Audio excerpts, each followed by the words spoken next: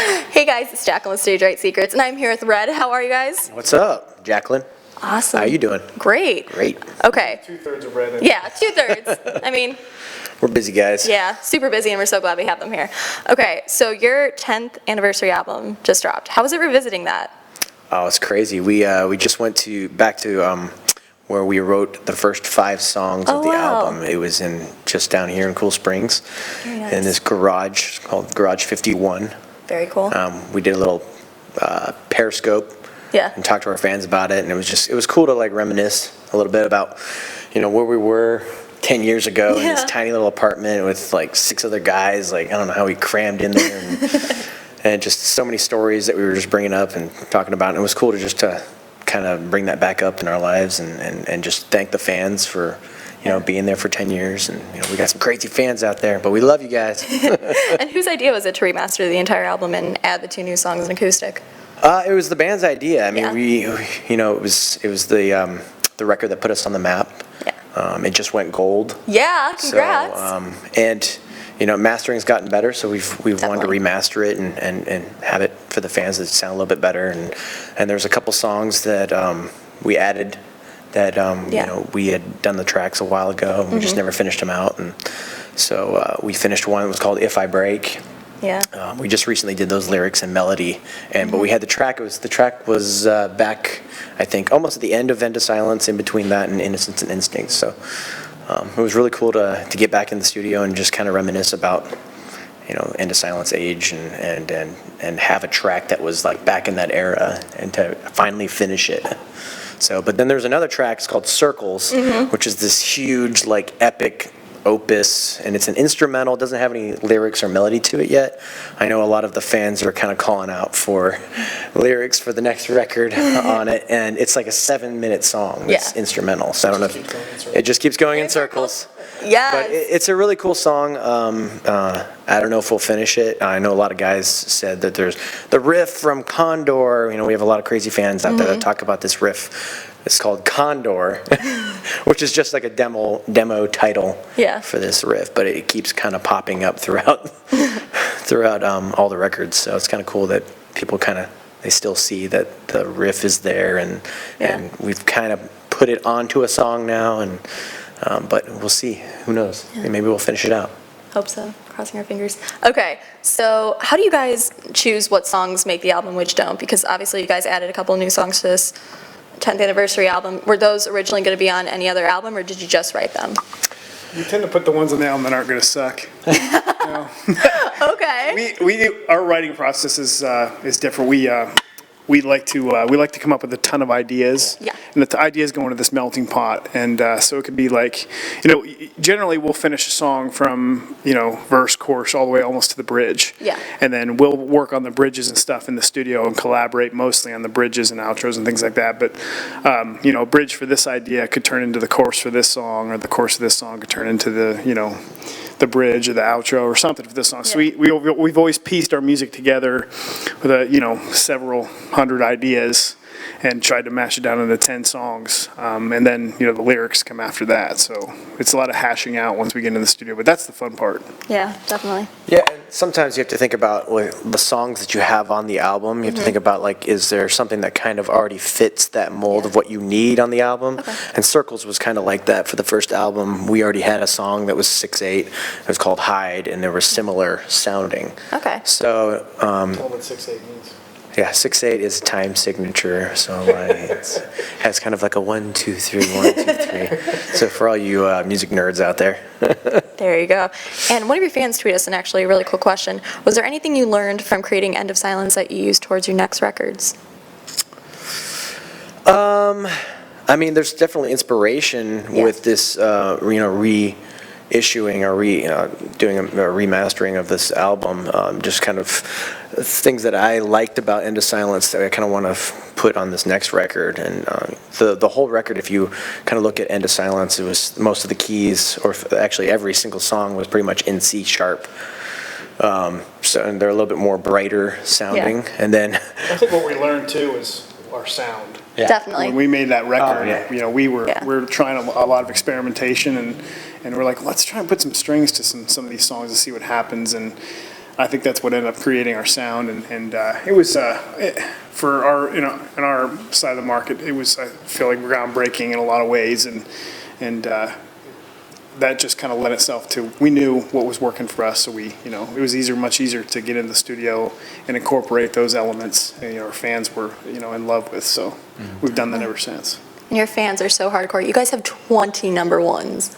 Like what? That's crazy. What do you guys do to celebrate each like big victory like that or winning an award or? I have a chalkboard that I just go. Just a chalkboard. Okay. You always remember your first, which Yeah. breathed into me, but our first one, we went to this lookout. There's this cool place up on top of like this huge hill in Franklin, Tennessee. Yeah. And we went up there. We drove up there one night. We were just hanging. There was just a big brick wall or whatever, and you could sit on the wall and just kind of look out. Yeah. And it was just kind of a cool moment to hear our song on the radio for the first time. We were just part of the local Nashville scene at that point. We're playing all the tiny clubs around here and stuff, and it was just cool to go back there. Yeah, we went back there yesterday. Oh, and, did you? Yeah, just took a real quick. And you're like, well, here goes 10 more years, and relive that. But we've always had, I guess there's always been a spot where we were, or something we were doing when we heard, oh, your song's number one. Like we got an email yesterday from our manager who said that our song "Take Me Over" right now is 10 weeks at number one, which is 10. the longest running single we've ever had at number one, which is phenomenal to us Yeah. because it's not even our best song. So. But I don't know what the record is for number one singles, but for consecutive weeks. But I'm hoping we get close to that or beat it. That'd be pretty cool. 10 weeks. That's insane. Like, that's amazing. And your fans are so dedicated and amazing for that. So you guys have one of the most impressive stage setups and productions I've ever seen. So is there anything you would want to add or change to in the future for like a future tour?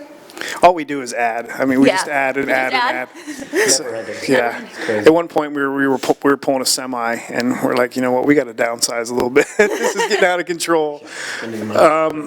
We just like to do something. When people come to a show, they don't want to just see drums and some amps. Like we want to give them a show. We want to give them an element. We want to put them in an element. And our music is a lot of people call it cinematic, and I would definitely agree with that. Like Circles could be a good example of a song you would hear at the rolling the credits of a movie, or Feed the Machine could have been Transformers, things like that. That should have been. Okay, Transformers, if you make a new movie. Transformers, what, 5, 8? Yeah, whatever they're on. So, we try to put them in an element. We want them to have an experience when they leave, and always leave them wanting more. This time around, we're doing the trees, with Obedient Rage, and we painted our faces and became comic book characters on stage. A lot of people didn't realize what we were doing at first, but once people figured out that we were actually in a comic book, then they started catching on. So whose idea was that for the comic book? it was. I don't know. It was kind of. I don't know. It was just kind of this natural thing. We were just thinking about like things that we were into. I mean, I really loved comic books when I was growing up. I love video games. Most of our fans are big video game comic book, Geeks. I mean, I'm a geek. Hey, I was in the marching band. Come on. I played baritone, and Randy was trumpet, and then Anthony was snare drum. So, just kind of funny because Anthony's now guitarist. Yeah. And Randy played trumpet, which is like melody, and he plays bass now. I played bass. I knew treble clef. Bass. Now I have to know bass I played treble clef, yeah. And but we were all like in music constantly in high school. We all grew up together, and since third grade we've known each other. And it's been crazy. Definitely. And so, along with your stage setup, though, was anyone like scared of Pyro prior to? No, we're in a rock band, so we're like, more pyro. No, I think definitely the first not time scared. we did it, we were a little, there's still a level of anxiety that, happens when we go on stage, because you never know, something could happen. We've all been singed a little bit, or got too close to a flame, or you definitely feel the heat, on your skin. That stuff burns. I was probably fifth row at one of your shows, and I was like, wow. Yeah. I think it's for every 15 feet you can feel. And it's like 500 to 1,000 degrees on your skin. Wow. On dry skin. So when we start sweating, you don't feel it as much because you have that little layer protecting you. But yeah, it's. And it takes all the oxygen out of the room too.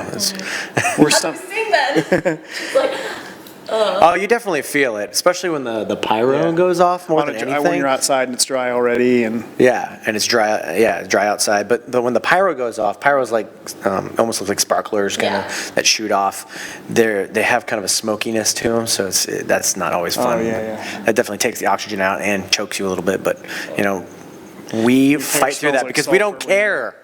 So It looks cool. I don't care if I have to suffer. our stuff smelled. This last tour was 48 shows in 3 months, and at the end of the tour, our gear smelled so bad from the sulfur burn. Yeah. It was just horrible.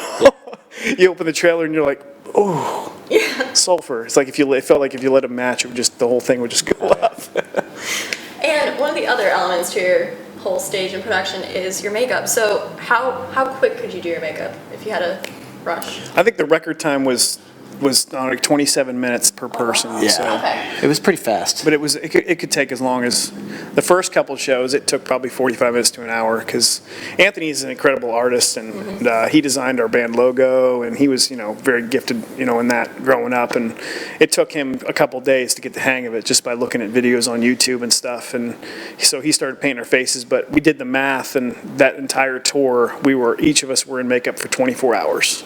For 48 shows. So you say 30 minutes a day, 48 shows, which means Anthony was doing makeup for 3 times as long as that because he was doing all the makeup. Well, we not only had makeup, we had contacts in our eyes. So like mine were raven yellow, and Anthony's were like super like white, and Randy's were like really bright blue, and the makeup would only last about 3 songs out of the 4 songs that we had on Winter Jam. Pyro. Yeah, because the pyro was so hot that it would melt your face. So we'd get makeup on people, and we're comic book characters and stuff like that. It looked a little weird by the end of the set. We looked like It's just zombies. yeah, we looked like zombies, like it's melting. And it got so bad at the end of when it started warming up. And Winter Jam was around March. Some of the venues were getting hotter. Oh yeah. And so it was melting so bad into our the contacts. Oh. And then you have those bright lights that's shining on you. It was like just a whitewash. Yeah. Could not see anything. And it has a weird stage too that had like diamonds, and you're kind of felt like you were gonna. Thankfully, we didn't fall off the stage, but it's happened before. Yeah. We've all had some pretty bad accidents. I got a scar right here. Yeah. I had 7 staples. That was our first year of touring because Anthony's swung his guitar and it slammed into my head, and I had to go to the ER and get 7 staples in my head. Please tell me you didn't finish a song. You went. Oh no! He couldn't finish. He It was- couldn't hold his I couldn't hold the microphone. Like it hit me here, and my right arm went completely numb. And I dropped my microphone, and blood was just spilling. It was the second song in the set. Blood was just spilling down my. So that's Red. I mean, we spill blood on stage. So That's like your tagline and motto for Red. Just we spill blood on stage. Makeup and yes, blood. makeup and blood. Makeup and blood. And you guys are playing quite a few festivals this summer. How do you change your set list? How do you guys decide what makes the cut and what doesn't? Sometimes it depends on how much time we have. We like to play with 20 number 1 songs now. We have plenty to choose How from. do you choose exactly? But we like to do songs that are really great in front of an audience. An audience can get on their feet with, and we like to do an ebb and flow too. Some uppers and some downers, and something for everybody. There's a lot of parents in the audience that are still trying to figure out if they want their kids to listen to us or not. So we'll pull out a little ballad for them and make them feel warm and fuzzy inside. What's funny about that, and speaking of the 10th anniversary of End of Silence, is a lot of we do this an acoustic experience on our bus where people come onto our bus and we'll play them a song, and usually we have between 8 to 10 people. And when we ask, what's your favorite song, a lot of the guys are always like, we would think the guys are like, we want, Release the Panic, Feed the Machine, give me, Feed the Machine and Shadows, and like all these like really harder songs. But usually the guys are like, Pieces, I like Pieces. It's the one song on End of Silence that's like this really like drawn out song, and it's just strings and piano, and it's a very nice ballad, and it's one of our favorites obviously, but it's just funny how many people, like guys especially, love Pieces. That's awesome. And with the festivals, is there anyone that I know your schedules are jam-packed, but is there anyone you want to see? Because you guys have like some amazing talent on some of these lineups. We've seen almost everybody that's at the festivals. Really? Multiple times. Yeah, it's a lot of the same bands every year. There's always new bands that pop up. But we play, close to the end of the day. Yeah. So we get to, walk between different stages and check bands out and stuff like that. I'm always excited to see some of the new rock bands, see what they've come up with, if the kind of the sonic landscape of the genre has changed in the last 10 years. Definitely. And it's always fun to see, what other bands are doing, but it's cool to hang out and talk to friends and stuff, and see what their schedule looks like compared to ours, and so everybody's all over the place. So whenever you're fortunate enough to run into each other at a festival, it's a good day. Definitely. And I know you guys have done Q&As on social media for your fans. What is the weirdest question you've gotten? Besides, like, when are you coming to insert city here? I'm trying to think.